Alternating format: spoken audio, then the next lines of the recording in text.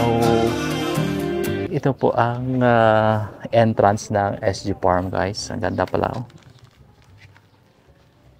Saglit. Yun po ang entrance.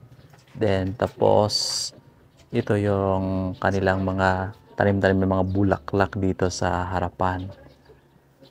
So, here we go. Sige na, ikaw na ano. Dito ta.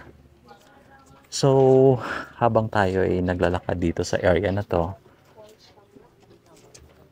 makikita natin yung kanilang mga tanim-tanim dito. Iba't ibang klaseng tanim. Oh, meron silang sunflower.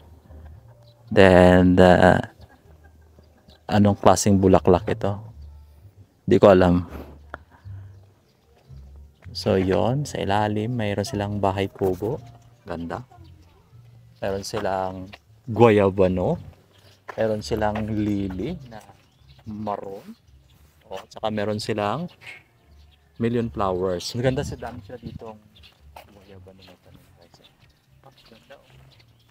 Super amazing ang lugar. So, this way, meron silang windmill. With bar. This way to Bayog Bar. This way to ano. So, yan. Ito ang area nito.